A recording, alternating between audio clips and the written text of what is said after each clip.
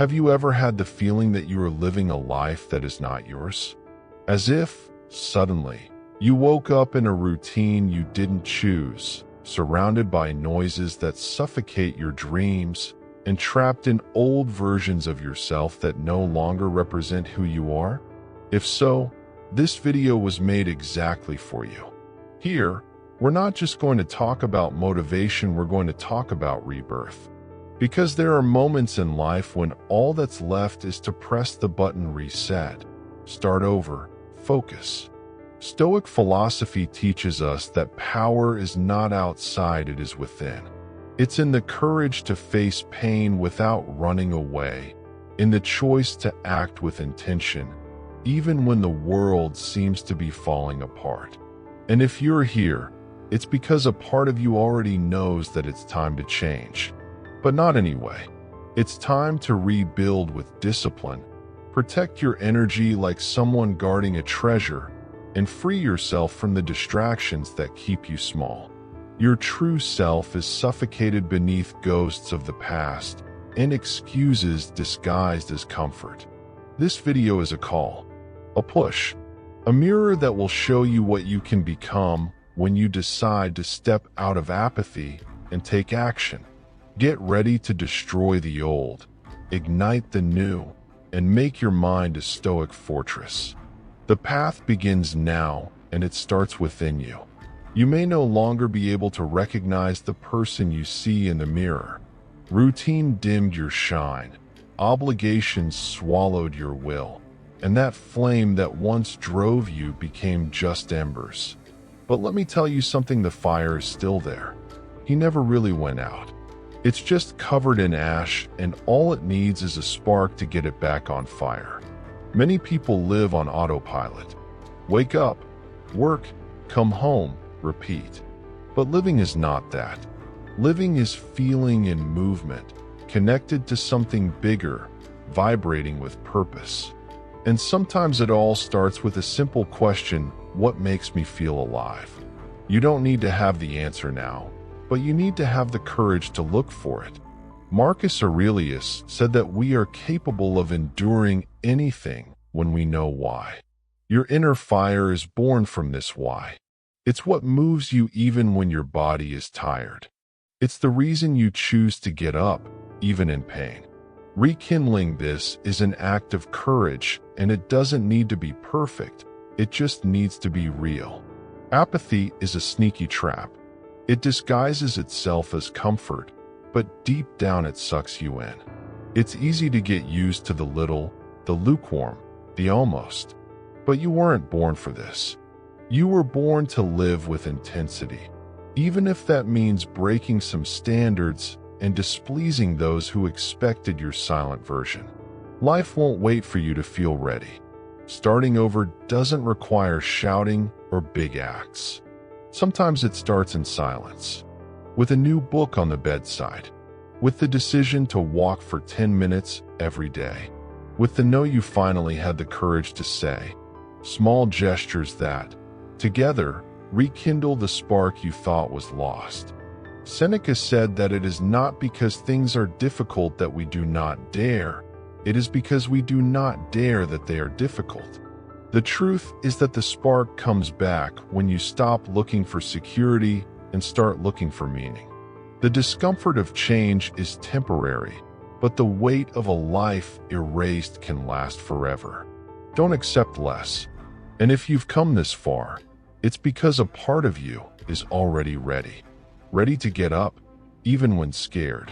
Ready to say enough to the cycle that weakens you. This is your invitation. Choose action. Choose to rekindle what was erased. The fire of transformation does not burn, it illuminates. And he is the one who will guide you to the next step. Reset. You are not what they did to you. And it's not what he stopped doing either. The past may have shaped your scars, but it no longer has the right to dictate your next steps. Resetting isn't about erasing who you were, it's about freeing yourself from the invisible prison that regrets build when you insist on carrying them. How many times have you found yourself reliving an old mistake as if you could change it with your thoughts? It just consumes you. As Epictetus said, it is not things that hurt us, but the opinion we have about them. What holds you back is not the fact, it's the guilt. It's time to understand the pain you carry is not punishment, it's a lesson. Learn, then let go. Imagine your mind as a system locked down by corrupted files. Regrets, hurts, traumas, everything accumulated. Resetting means closing these tabs, deleting the emotional viruses, and allowing the new one to run clean. You don't need to stay stuck with what you failed. Sometimes failing was the only way to wake you up. Free yourself from relationships that are past their expiration date. There are people who love you, but destroy you. There are people who listen to you, but don't listen to you. And you deserve more. Reevaluating who stays and who leaves is a form of self-love. Whoever does not contribute to its peace contributes to its downfall. And you can no longer afford that luxury. Resetting also means abandoning outdated identities. That version of you that lived in fear, that accepted crumbs, that did nothing to please. This version already gave what it had to give. Now, it's time for someone stronger to take the wheel. You, with new choices, new intentions, new posture. There is immense power in saying from today, I change. It doesn't have to be perfect. It just needs to be true. Even though the changes are still invisible on the outside, a renaissance is already taking place inside. And being reborn requires detachment. You can't carry everything and move forward at the same time. This reset is not the end of anything. It's the beginning of everything. And it is this fresh start, with the lessons clean in your baggage and your mind as light as ever, that prepares you for the next step. Embrace the effort and start over with purpose. Starting over is scary, not because it is impossible, but because it requires humility. It takes courage to admit that something didn't work out, that you need a new path. But haste the truth that few people say starting over is a privilege. It's the chance to do it better, to apply everything you learned with blood, sweat, and tears. Seneca taught that adversity reveals genius, prosperity hides it. You will only know who you really are when you are put to the test. The fresh start is that proof. It is the battlefield where the soul grows stronger, where every effort counts, where each step, no matter how small, is an act of reconstruction. Think of a forge. Steel only becomes a sword when it is placed in fire and hammered with precision. That's what life does to us. Suffering does not come to break you, come to shape you. If you're willing to go through the process with focus, with intention, with discipline, you'll come out the other side stronger than you've ever been. And no, it won't be fast. It won't be comfortable, but it will be true. Starting over requires a faith that does not expect guarantees. You plant before you see the fruits, and it continues even when it seems like nothing is working. Because deep down, you know all solid construction begins invisible at the foundations. Embrace the effort like embracing an old friend. He can be rough, he can demand a lot, but he never lies. Effort transforms you into someone who not only dreams, but achieves, who not only plans, but executes, who doesn't just wait, but acts. And this is the type of person who changes their own destiny.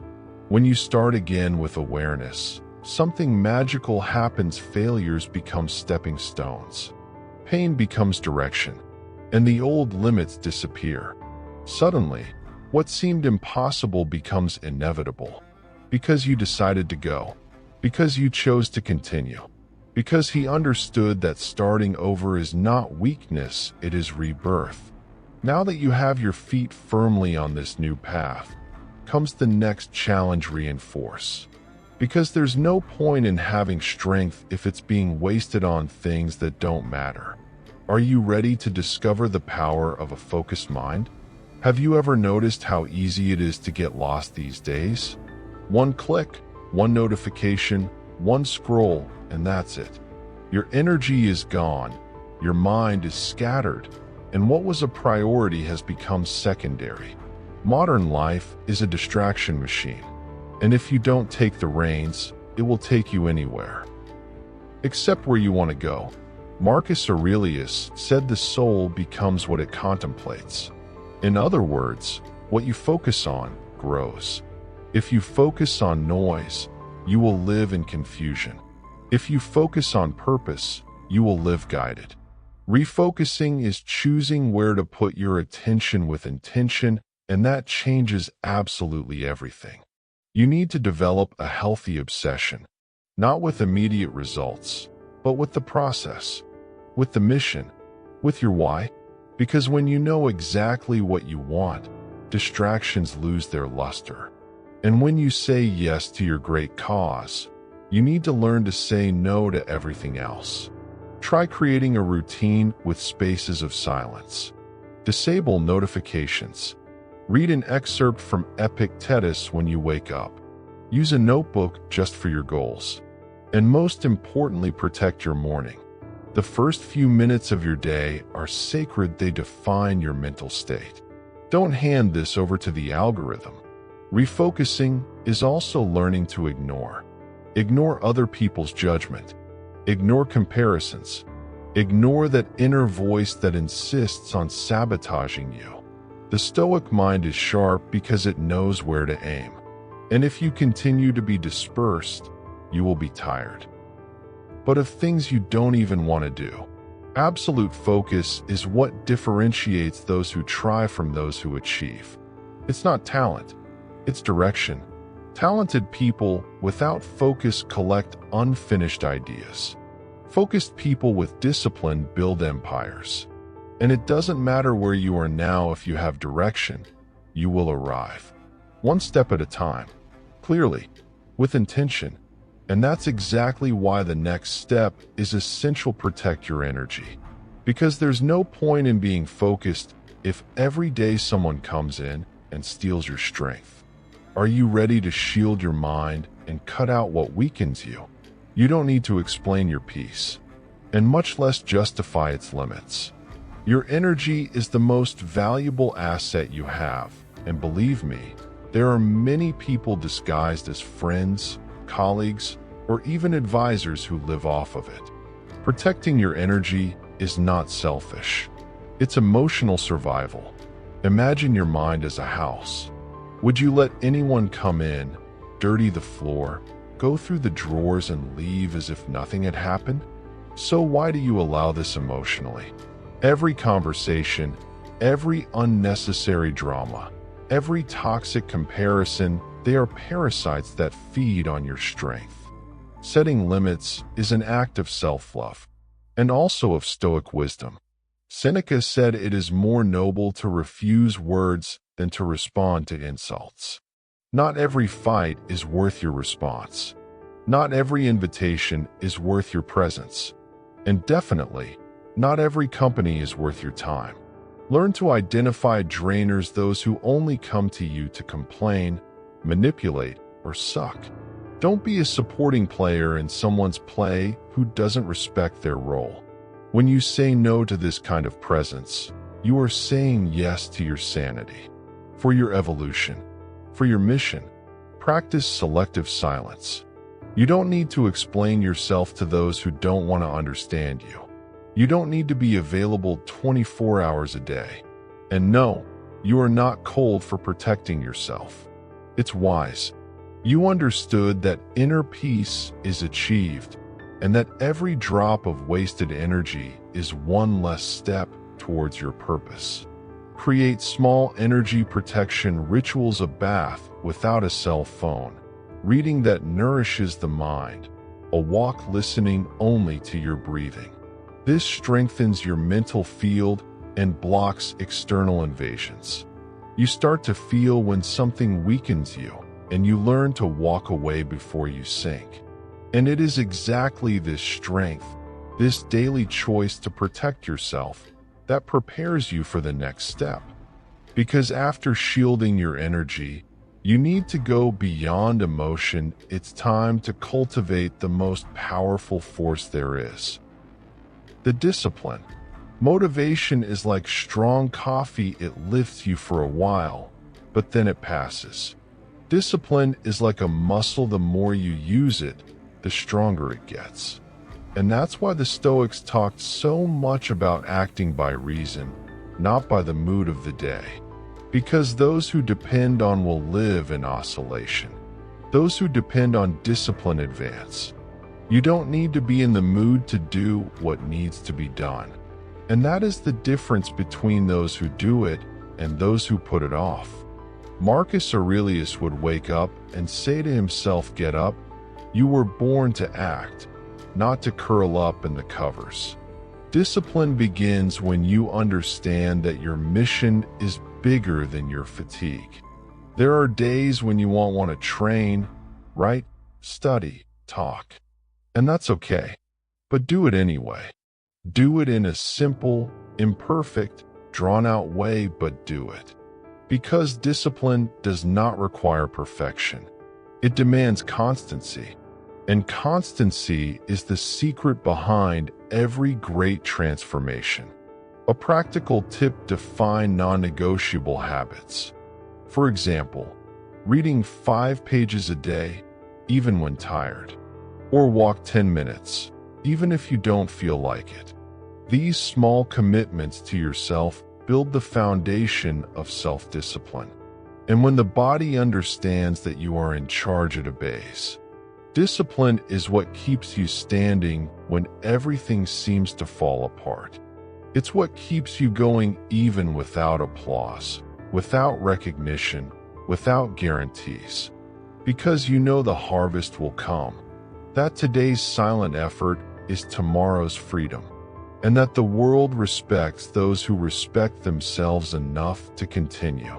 If you want an extraordinary life, you need to do what most people don't do: work when everyone stops, stay focused when everyone gives up, say yes to your routine when your mind wants to procrastinate. That's when you stop being ordinary. This is where your unshakable strength comes from. And now that you understand this, there is only one step left.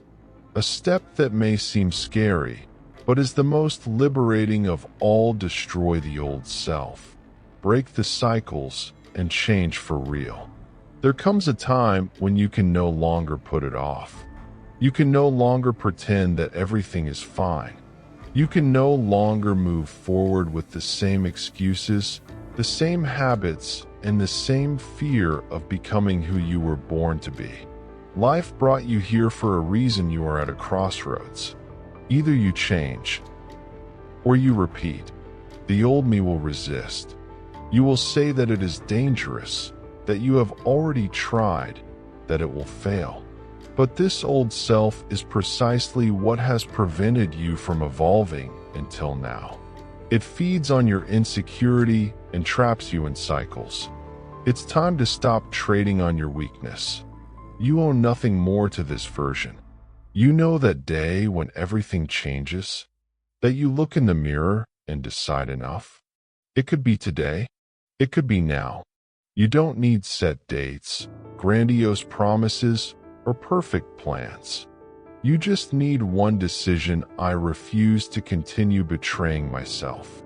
Because that's what happens when you know what you should do and you don't do it. Destroying the old self is not violence. It's liberation. It's letting go of the victim, the coward, the one who was content with little. It's making space for the warrior, the visionary, the complete human being that exists within. This change does not come with applause. It comes with silence, pain, and focus. But it comes with truth. If you're waiting for a sign, here it is: the time is now. Not tomorrow. Not when everything is right. Not when others approve. Now. Really scared. Even with doubts. With everything you have. Because transformation is not a destination. It's a movement. And it starts with one step. Life will continue to test you. It will continue to offer shortcuts, distractions, tempting excuses. But every time you say no to what weakens you, you will be saying yes to your new story, to a narrative where you are the protagonist, not the supporting character of other people's expectations. So take a deep breath. The decision has been made. The old man stayed behind. What begins now is a trajectory of power, purpose, and resilience. And if you've made it this far, you're ready. Ready to rewrite your story with a stoic mind and a burning soul. Now tell me, will you continue living in repetition mode, or will you choose transformation mode? Because after everything you've read here, you can no longer pretend you don't know. Change called you, and it doesn't demand perfection, it demands decision. Are you going to keep saying maybe later, or are you going to make now your turning point? The Stoic mind is not about coldness. It's about presence, about the courage to look pain in the eye and say you no longer dominate me. It's about getting up even without motivation, protecting your energy like a treasure, and channeling everything you have to create the life you really want to live. A life that makes sense. So what's stopping you? Fear, tiredness, lack of support? All of these obstacles can be overcome with one thing: constant action. Start small, but start. Because when you act, clarity comes, strength comes, rebirth happens, and the world starts to treat you the same way you treat yourself. You are one choice away from a new life, and that choice starts with one step: a new habit, a new mindset, a new story. And if this video moved you in any way, it's because your new chapter is about to begin. Subscribe to the channel, activate the bell, and share this content with those who also need a reset. And comment below on the word strength if you felt like this video woke you up to life.